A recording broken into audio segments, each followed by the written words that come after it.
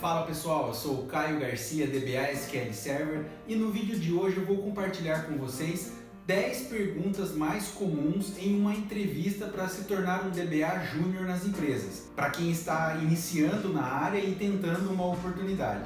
Hoje em dia, não somente por conta do isolamento, do distanciamento social que nós estamos tendo, é muito comum que as empresas optem por fazer as primeiras etapas de uma entrevista através de alguns aplicativos de videoconferência, como o Skype, o Zoom ou qualquer outro de mercado. Isso ajuda muito no primeiro contato com os recrutadores, porque aí eles já conseguem fazer uma primeira filtragem dos candidatos que eles têm para as vagas. Outro ponto interessante é que isso abre portas para que você possa fazer uma entrevista em uma empresa que esteja distante de você, a qual você gostaria de participar desse processo seletivo, mas devido à distância, talvez se você estivesse que na primeira etapa já ir presencialmente, talvez você deixasse passar.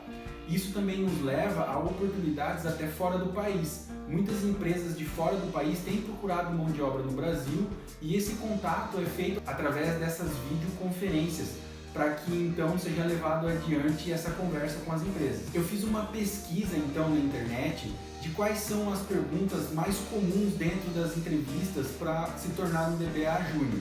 O intuito desse vídeo é te ajudar para que você esteja ciente do que tipo de informação você precisa saber para você no final não deixar passar uma grande oportunidade de entrar no mercado de trabalho. Eu já tive a oportunidade de participar de alguns processos seletivos para DBA Júnior, então eu posso te ajudar com isso. Vamos então para as perguntas. A pergunta número 1 é quais são os dois tipos de autenticação dentro do SQL Server? E aqui existem dois. O primeiro seria o modelo de autenticação de Windows, ou seja, apenas usuários de Windows conseguem acessar o banco de dados. E o segundo modelo é o misto, onde você pode mesclar tanto usuários de Windows quanto logons SQL Server, que você cria dentro do próprio SQL Server. Pergunta de número 2. O que é o SQL Profiler? O SQL Profiler ele é uma ferramenta que é utilizado dentro do ambiente do SQL Server para que você possa rastrear tudo que é executado dentro do banco de dados que você queira e ter além disso alguns contadores como o tempo de execução de uma query, o horário que ela iniciou, o horário que ela finalizou, quanto ela consumiu de leitura, de escrita, quanto ela consumiu de CPU e qual é o script que foi executado naquele momento. Além disso, também é possível verificar algumas informações de lock, deadlock, dentre outras coisas que são importantes para o dia a dia de um DBA para fazer uma manutenção e uma otimização do banco de dados. Pergunta de número 3. O que é uma PK, uma chave primária, e o que é uma FK, uma chave estrangeira? Uma chave primária, a PK, ela é a responsável por manter a ordem da tabela. Geralmente, ela é responsável por manter uma unicidade na coluna ou na composição de colunas que fazem parte dessa PK. Um exemplo, se você tem uma tabela de clientes e o campo código do cliente ele é a primary key, ele é a chave primária dessa tabela, ele pode ser responsável por manter a unicidade dos códigos, ou seja, você não pode ter mais do que um cliente com o mesmo código dentro dessa tabela. Já a chave estrangeira, ela é responsável por manter o relacionamento entre tabelas. Nesse mesmo exemplo que eu comentei sobre a tabela de clientes, eu posso ter referência dessa tabela de clientes na tabela de vendas, na tabela de pedidos. Então eu posso lançar um pedido, lançar uma venda, referenciando um cliente da minha tabela de clientes. E essa referência ela é feita por um campo também de código de cliente na tabela de vendas, na tabela de pedidos, que ele é cercado, ele é referenciado através de uma chave estrangeira. Ou seja, ele é referencial àquela chave primária da tabela de clientes. Pergunta de número 4. O que é o SQL Agent?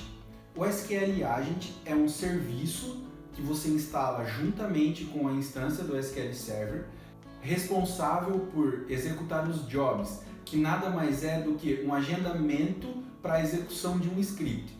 Então, dentre várias situações que são possíveis fazer dentro do SQL Agent, desse serviço, a principal delas é a execução de jobs. Pergunta de número 5. O que faz a função SNU? A função SNU ela é responsável por verificar se aquele valor que está sendo retornado em uma consulta, por exemplo, ele está nulo.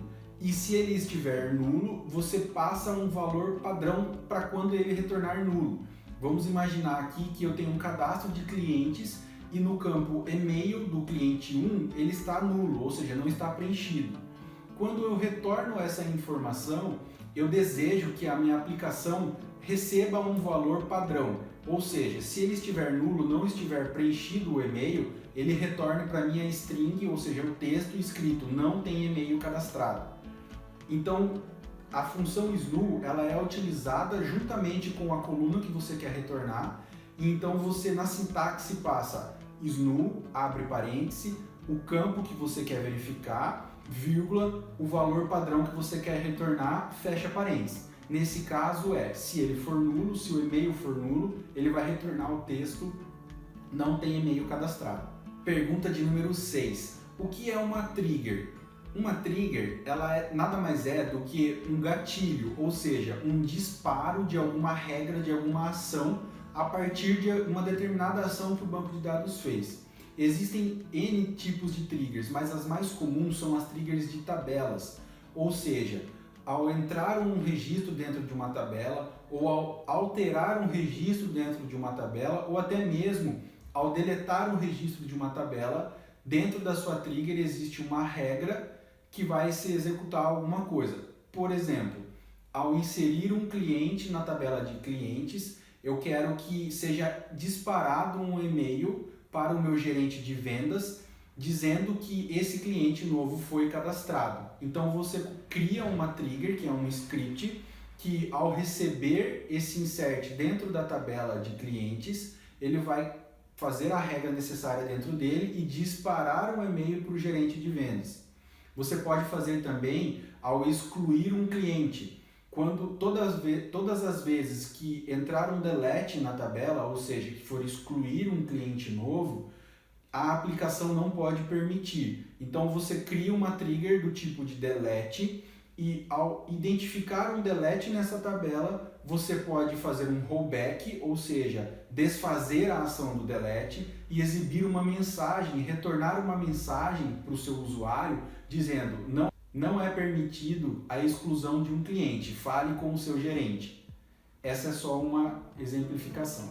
Pergunta de número 7. Qual é a diferença entre commit e rollback? Vamos começar pelo commit.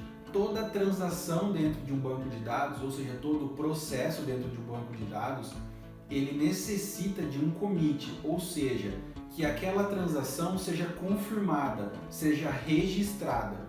Já o rollback, ele faz com que, se acontecer algum tipo de erro, por exemplo, essa transação seja desfeita, ou seja, tudo que estava sendo executado, se você rodar um rollback, ele vai desfazer tudo que foi executado dentro dessa transação para que ele garanta que, se feito o commit, tudo que foi executado seja de fato registrado, ou se foi feito um rollback no final, tudo que foi executado seja desfeito no final dessa execução. Pergunta de número 8. Qual é a diferença entre o tipo de dados varchar e nvarchar? No geral, eles são idênticos, eles são iguais para armazenar tipos de dados texto, string. Mas existem duas diferenças sutis, mas que podem ser levadas em conta. A primeira delas é que o nvarchar, o tipo nvarchar, ele geralmente é utilizado para armazenar caracteres do tipo Unicode de qualquer idioma. E ele também, a segundo ponto, é que ele consome um pouco mais de espaço em disco do que o tipo de dados varchar. Mas no geral, eles armazenam o mesmo tipo de informação. Pergunta de número 9. O que é um SQL Injection? O SQL Injection ele é um código mal intencionado executado geralmente por uma pessoa mal intencionada, por um hacker, que ele passa dentro do código da aplicação um formato de string que vai executar dentro do banco de dados e tentar prejudicar o banco em si, seja excluindo uma informação, coletando dados que ele não deveria ter permissão para coletar, ou fazendo qualquer código mal intencionado para prejudicar a aplicação em banco de dados. Todas as instruções no banco de dados, elas devem ser analisadas em relação à sua vulnerabilidade. Até alguns parâmetros podem ser utilizados por hackers e pessoas mal intencionadas para prejudicar o ambiente de banco de dados. Pergunta de número 10. Qual é a diferença entre inner join e left join? Como vocês podem ver no vídeo aqui do lado, a relação entre inner join e left join é a seguinte. Quando a gente fala de inner join, nós temos o ponto A e temos o ponto B. E parte delas no conjunto, conforme vocês podem ver nessa imagem, faz com que eu tenha uma parte de A e uma parte de B que existem em ambos, que elas convergem. Então, quando você fala de inner join, você está dizendo de tudo que existe nas duas pontas, ou seja, no exemplo aqui nos dois lados, A e B, e você tratando como banco de dados na tabela A e na tabela B. Então, tudo que convergir, ou seja, tiver nos dois, vai ser retornado no inner join. Já o left join, ele parte do pressuposto de que tudo que está à esquerda vai ser retornado, independente se tem na direita ou não. Na figura 2 aqui, como vocês podem ver, tudo que está no A vai ser retornado, tanto que também tenha no B ou que não tenha no B. Essa é a diferença então entre inner e left join. E aqui vai uma dica extra, uma dica bônus para você. É muito comum em algumas entrevistas que o recrutador, a pessoa que está perguntando as coisas para o candidato, tente forçar algum tipo de situação onde não exista, ou seja, onde aquilo não seja verdade, para testar de fato se a pessoa que está sendo entrevistada ela está sendo honesta e ela de fato tem conhecimento sobre o banco de dados SQL Server. A minha recomendação para você é que não minta, seja verdadeiro, seja transparente. É muito melhor para quem está fazendo as perguntas, para quem está buscando um profissional, até para gerar mais confiança e ajudar no relacionamento, que você assuma, você possa dizer, de fato, eu não conheço sobre esse assunto. É melhor que você fale que não conhece sobre um determinado assunto do que você tentar levar na conversa e acabar dizendo algo que não existe. Vou dar um exemplo aqui. Se um recrutador perguntar para uma pessoa que está sendo candidata a uma vaga de DBA Júnior se ela já criou um índice do tipo bitmap, por exemplo, esse índice não existe. Então, se a pessoa que está se candidatando a essa vaga diz que já utilizou para impressionar, para dizer que conhece, o recrutador vai estar ciente de que aquilo é uma mentira. Isso você vai perder confiança e vai demonstrar desonestidade. Então é preferível que você possa dizer, olha, eu não conheço, não sei se isso de fato existe, mas eu estou disposto, estou com toda a vontade de aprender sobre, se necessário, para conseguir atender o que a vaga precisa. Então é muito importante que você seja o mais sincero possível, você seja honesto. Afinal de contas, o relacionamento com as pessoas é primordial para o trabalho. Então eu recomendo muito para você, seja o mais transparente e honesto possível. Muitas outras perguntas podem ser feitas dentro de uma entrevista de trabalho, para trabalhar com SQL Server especificamente. Mas eu vejo que essas questões que nós tratamos aqui, elas são primordiais. Eu gostaria particularmente de ter uma pessoa entrando na minha equipe que já soubesse sobre todos esses assuntos. Não necessariamente saber tecnicamente 100% sobre tudo isso, mas que ao menos saiba a parte teórica, o conceito, para que utilizam essas coisas. É muito importante isso. E com certeza você vai se destacar. Se você souber ao menos esse tipo de informação, é claro, você pode procurar mais coisas. Mas se você já souber ao menos esses 10 tópicos, você com certeza já vai se destacar dentro de uma concorrência para essa vaga que você está disputando. Você pode se preparar até para vagas fora do país, isso mesmo. Existem muitas empresas de Portugal, do Canadá, que procuram mão de obra especializada em SQL Server aqui no Brasil. Então é muito importante também que, se possível, você possa se aprimorar se ainda não tem facilidade com outra língua. Muitas vagas pedem o inglês. Com essas empresas do Canadá que eu citei anteriormente, algumas empresas também pedem o francês. Então é muito importante que você possa se desenvolver também em um segundo idioma para que você não deixe as oportunidades passarem. Eu lembro que quando eu comecei a trabalhar na área de TI, eu não entrei para trabalhar diretamente com banco de dados, eu entrei como programador. Mas esse primeiro impacto, essa primeira entrevista que você faz para entrar na área que você deseja, ela pode se tornar um momento de muito nervoso, de muita ansiedade, porque afinal de contas é o nosso desejo. Entrar dentro da área que a gente estudou, que a gente gosta, que a gente quer, pode acabar tornando o processo todo muito complexo para nós, porque estamos iniciando. Fique tranquilo, seja você mesmo, se prepare, estude, que quando a oportunidade surgir, você possa estar preparado e agarrá-la com todas as suas forças. No vídeo de hoje, então, nós falamos sobre algumas perguntas para uma entrevista de DBA SQL Server Júnior, que são muito habituais dentro do mercado de trabalho. Se você gostou desse conteúdo, deixe o seu curtir, o seu comentário, se inscreva no canal e ative as notificações. Até a próxima, tchau!